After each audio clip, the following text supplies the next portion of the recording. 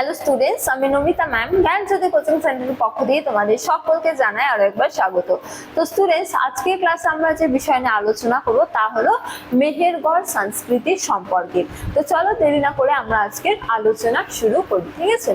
তো আলোচনা শুরু করার পূর্বে তোমাদের একটা ছোট্ট ইনফরমেশন দিয়ে রাখি যে তোমরা যারা ভাবছো তোমরা এই সেমিস্টারে আমাদের সাথে অনলাইনে যুক্ত হবে, তোমরা স্ক্রিনে দুটো নাম্বার দেখতে পাচ্ছ। এই দুটো নাম্বার হলো 7076398606 এবং আরেকটি হলো 6295916282। তো তোমরা এই দুটো নাম্বারের মধ্যে যে কোনো একটিতে যোগাযোগ করে আমাদের সাথে যুক্ত হতে পারো। এছাড়াও তোমাদেরকে কোর্স ডিটেলসটাও বলে রাখি যে তোমাদের যাদের মেজর কোর্স রয়েছে তোমাদের জন্য যে কোর্স ফিটা রাখা হয়েছে সেটা রাখা হয়েছে 1299 টাকা। এছাড়াও তোমাদের যাদের মাইনর কোর্স রয়েছে তোমাদের জন্য যে কোর্সটা রাখা হয়েছে সেটা রাখা হয়েছে 699 টাকা। তো স্টুডেন্টস, এই ছিল ইনফরমেশন। এবার আমরা আজকের আলোচনা শুরু করব। তো আলোচনার বিষয় প্রথমেই বললাম যে মেহেরগড় সংস্কৃতি সম্পর্কে।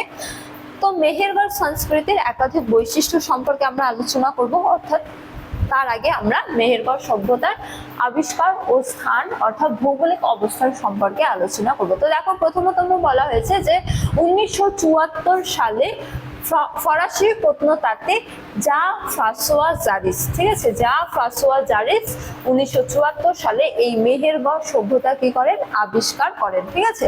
তো এটি বর্তমানের দিক থেকে কোথা থেকে বা কোন অঞ্চলে অবস্থিত, তো এই ক্ষেত্রে বলা যায় যে এটি বর্তমানে বালুচিস্তান প্রদেশের যে কাচ্চি সমভূমি রয়েছে সেখানকার বোলান গিরিপথের কাছে কাচ্চি নদীর তীরে এই সভ্যতা কিন্তু গড়ে উঠেছিল, ঠিক আছে। বা বলা যায় যে বর্তমান পাকিস্তানের বালুচিস্তান প্রদেশের যে বোলান গিরিপথ রয়েছে, বোলান গিরিপথের কাছে এই মেহেরগড় সভ্যতা কিন্তু গড়ে উঠেছিল, ঠিক আছে।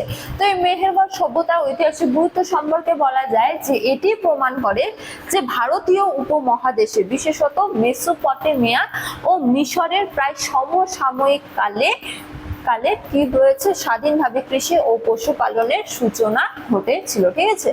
অর্থাৎ ভারতীয় উপমহাদেশে মেসোপটেমিয়া ও মিশরের, ঠিক আছে, মিশরের সমসাময়িক কালেরই এক সভ্যতার নিদর্শন হলো মেহেরগড় সভ্যতা, যেখানে স্বাধীনভাবে কৃষি ও পশুপালনের কি হয়েছিল, সূচনা হয়েছিল, ঠিক আছে। তো এই গেল মেহেরগড় সভ্যতার সংক্ষিপ্ত পরিচয় সম্পর্কে, যে কে কবে আবিষ্কার করেছিলেন এবং মেহেরগড় সভ্যতার অবস্থান কোথায়, ঠিক আছে, এবং মেহেরগড় সভ্যতার ঐতিহাসিক গুরুত্ব কি। এবারে আমরা একে একে মেহেরগড় সভ্যতার বৈশিষ্ট্যগুলি নিয়ে আলোচনা করব, ঠিক আছে। অর্থাৎ কিসের নিদর্শন আবিষ্কৃত হয়েছে। প্রথমত আমার হচ্ছে যে খাদ্য উৎপাদন। তো সংগ্রহ ভিত্তিক জীবন ছেড়ে স্বায়ত্তশাসিত শস্য উৎপাদন ও কৃষি অর্থনীতির সূচনা হয় এই মেহেরগড় সভ্যতাতে, ঠিক আছে। তো এতদিন পর্যন্ত মানুষ কি ছিল, নিজের খাদ্যের জন্য প্রকৃতির উপর নির্ভরশীল ছিল, কিন্তু প্রকৃতির হাত থেকে নির্ভরশীলতা ছেড়ে তারা নিজেরাই খাদ্য উৎপাদন করতে শেখে এবং বিশেষত কৃষি অর্থনীতির সূচনার নিদর্শন আমরা এই মেহেরগড় সভ্যতাতে দেখতে পারি, ঠিক আছে। তারপরে দেখো পশুপালনের স্থায়িত্ব, যে বুনো পশু শিকারের পরিবর্তে ভেড়া, ছাগল, ঠিক আছে, ও গরুর গৃহপালিতকরণ এই সভ্যতার অন্যতম এক নিদর্শন, ঠিক আছে, যে মানুষ পশুকে পোষ মানাতে শিখেছিল, ঠিক আছে।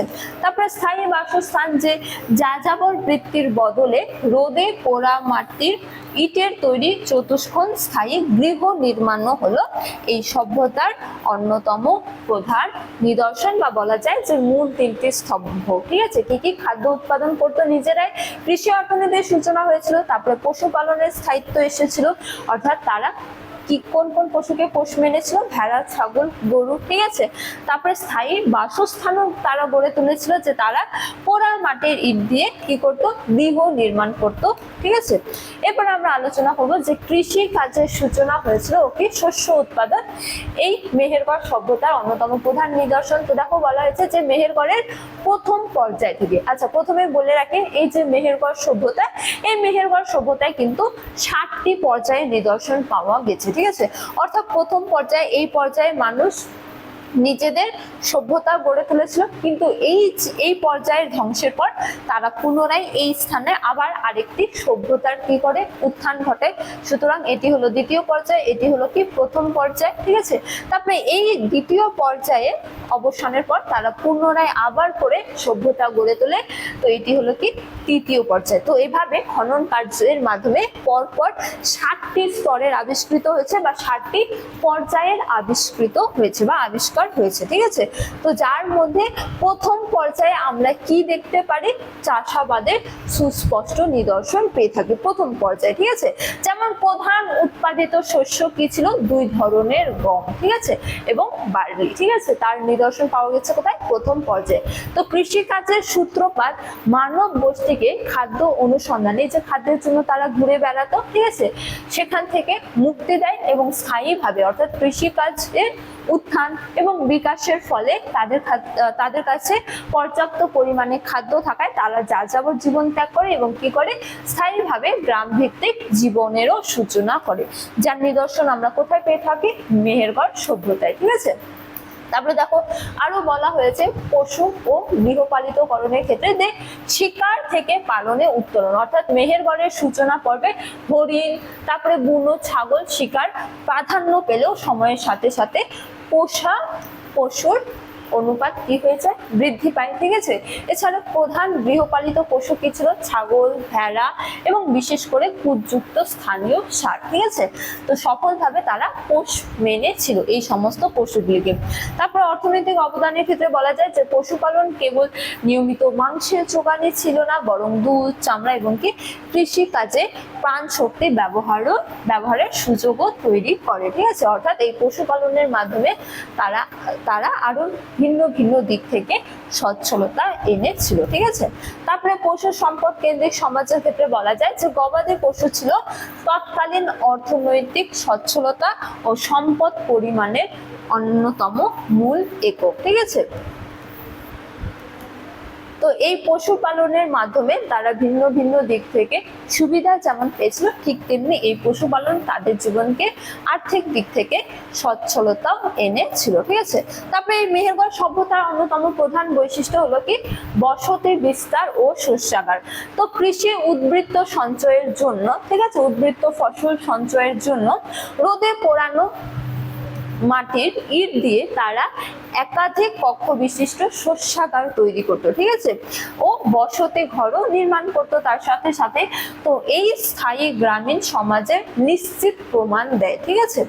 তারপরে দেখো হাতুড়ি ও মৃৎশিল্প ও ধাতুরও পরিচয় পাওয়া যায় মেহেরগড় সংস্কৃতি থেকে বা মেহেরগড় সভ্যতা থেকে, যার ক্ষেত্রে বলা যায় যে পাথর ও হাড়ের তৈরি শস্য কাটার কাস্তে, তারপরে জাতা ও পরবর্তীতে পাত্র তৈরিতে কুমোরের চাকা, ঠিক আছে, কুমোরের চাকা ব্যবহার ও তামার আংটি হাতিয়ার তৈরি প্রযুক্তিরও বিকাশ ঘটেছিল এই সভ্যতাতে, ঠিক আছে।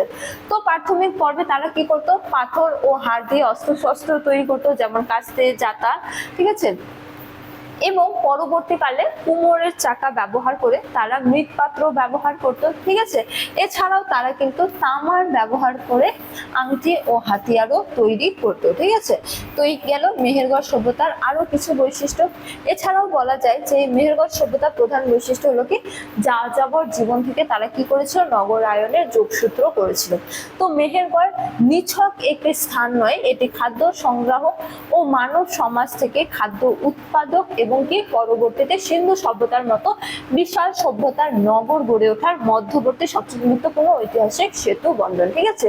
তো পরবর্তীকালে আমরা যখন হরপ্পা সভ্যতা করবো তখন আমরা সেখানে আলোচনা করব যে হরপ্পা সভ্যতা ছিল কি নগর কেন্দ্রিক, ঠিক আছে। তো সেখানে নগরায়নের উত্থান ঘটেছিল। তো নগরায়নের যে পূর্ব পর্যায়, সেই পূর্ব পর্যায়ের নিদর্শন আমরা কোথায় দেখতে পারি, মেহেরগড় সভ্যতায়, ঠিক আছে। যার ফলে এই মেহেরগড় সভ্যতা কিন্তু ঐতিহাসিক গুরুত্ব অপরিসীম। এবারে আমরা তুলনা করব মেহেরগড় সভ্যতা ও কি মেহেরগড় সভ্যতা এবং প্রাচীনকালের মানুষের জীবনযাপন সম্পর্কে। তো প্রথমে রয়েছে কি খাদ্য উৎস। তো প্রাচীনকালের মানুষেরা কি করতো, বুনো ফলমূল সংগ্রহ করতো, তারপরে অরণ্যের পশু শিকার করে জীবনযাপন করতো। কিন্তু মেহেরগড় সভ্যতার মানুষেরা নিয়মিত গম, বার্লি চাষ ও গবাদি পশুর পালন করতো, ঠিক আছে। তারপরে বাসস্থানের ক্ষেত্রে বলা যায় যে আগে মানুষেরা পাহাড়ের গুহায় বা অস্থায়ী তাঁবুতে বসবাস করতো, কিন্তু মেহেরগড় সভ্যতার মানুষদের ক্ষেত্রে বলা যায় যে তারা কাঁচা ইটের বহুকক্ষ বিশিষ্ট স্থায়ী বাড়ি নির্মাণ করে স্থায়ীভাবে বাসস্থান গড়ে তুলেছিল। তারপরে উৎপাদন ব্যবস্থার ক্ষেত্রে বলা যায় যে আগে মানুষেরা ছিল কি প্রকৃতি নির্ভর, কোনো উদ্বৃত্ত উৎপাদন ছিল না তাদের কাছে, ঠিক আছে। তারা একেবারে খাদ্যের জন্য প্রকৃতির ওপর পুরোপুরিভাবে নির্ভরশীল ছিল। কিন্তু মেহেরগড় সভ্যতার মানুষেরা কৃষি উদ্বৃত্ত সংরক্ষণ ও শস্যাগার নির্মাণ করতে পেরেছিল, ঠিক আছে। তারপর সামাজিক রূপান্তরের ক্ষেত্রে বলা যায় যে আগে ছোট ছোট যাযাবর দল ভিত্তিক কি ছিল, অনিশ্চিত জীবন ছিল, কিন্তু মেহেরগড় সভ্যতায় দেখা যায় যে শ্রম বিভাগ ও সমৃদ্ধ সুসংগঠিত গ্রামীণ সমাজের কি হয়েছিল, উত্থান ঘটেছিল, ঠিক আছে। এবারে আমরা আলোচনা করব এই যে মেহেরগড় সভ্যতা, আমি প্রথমেই বললাম যে 7টি স্তরের আবিষ্কার হয়েছে বা 7টি পর্যায়ে আবিষ্কার হয়েছে। সেই 7টি পর্যায়ের মধ্যে কোন পর্যায়ে কি আবিষ্কৃত হয়ে থাকে বা কিসের নিদর্শন দেখা যায়, ঠিক আছে। তো দেখো প্রথম পর্যায়ের ক্ষেত্রে বলা যায় যে নব্যপ্রস্তর যুগ, অর্থাৎ গম, বার্লি চাষ, মৃৎশিল্পহীন প্রথম স্থায়ী বসতি নিদর্শন পাওয়া যায়, ঠিক আছে। তো এখানে তারা চাষাবাদ জানতো, কিন্তু মৃৎশিল্প বা হচ্ছে যে মৃৎপাত্র তৈরি করার কৌশল জানতো না, ঠিক আছে। তো এই গেল প্রথম পর্যায়ে। দ্বিতীয় পর্যায়ে তারা কি করেছিল, মৃৎশিল্পের সূচনা করেছিল, ঠিক আছে। এছাড়া কারিগরি বিকাশ ও উন্নত শস্যাগার নির্মাণের নিদর্শন পাওয়া যায় দ্বিতীয় পর্যায় থেকে, ঠিক আছে। অর্থাৎ তারা কিছুটা পরিমাণে উন্নত হয়েছিল মৃৎশিল্পের দিক থেকে বিশেষ করে, ঠিক আছে। তারপরে তৃতীয় পর্যায়ে কিসের নিদর্শন আবিষ্কৃত হয়েছে, কুমোরের চাকা ও তামা গলানোর আদি প্রযুক্তির ব্যবহার, ঠিক আছে। তো তৃতীয় পর্যায়ে তারা আরো উন্নতি সাধন করে, বিশেষত তারা কুমোরের চাকা আবিষ্কার করে, ঠিক আছে। এবং কুমোরের চাকা ব্যবহার করে ভিন্ন ভিন্ন নকশা বিশিষ্ট একাধিক মৃৎপাত্র তৈরি করতে শেখে, ঠিক আছে। এছাড়া তামা গলানোর যে আদি প্রযুক্তি, সেই প্রযুক্তিও তারা শেখে, ঠিক আছে। এছাড়া চতুর্থ থেকে সপ্তম পর্যায়ে কিসের নিদর্শন দেখা যায়, তাম্রপ্রস্তর যুগীয় সমাজ, ঠিক আছে, যা পরিপক্ক হরপ্পা সভ্যতায় উন্নীত হয়, ঠিক আছে। অর্থাৎ এই যে চতুর্থ থেকে সপ্তম পর্যায়ে, এই পর্যায়ে তারা পাথরের পাশাপাশি তামার ব্যবহার করত প্রচুর পরিমাণে, এবং হরপ্পা সভ্যতা, অর্থাৎ হরপ্পা সভ্যতার যে নগর কেন্দ্রিক সভ্যতা ছিল, সেই সভ্যতার যে পূর্ববর্তী সভ্যতার নিদর্শন আমরা কিন্তু চতুর্থ থেকে সপ্তম পর্যায় পর্যন্ত দেখতে পারি, ঠিক আছে। তো এই গেল মেহেরগড় সভ্যতার সংস্কৃতি সম্পর্কে বা মেহেরগড় সভ্যতার একাধিক বৈশিষ্ট্য ও নিদর্শন সম্পর্কে আজকের আলোচনার বিষয়। তো স্টুডেন্টস, এই ছিল আজকের আলোচনার ক্লাস। আজকের আলোচনার ক্লাস এতটাই। তোমাদের সাথে দেখা হবে পরবর্তী ক্লাসে। ততক্ষণ তোমরা সকলে ভালো থাকো, সুস্থ থাকো। Thank you.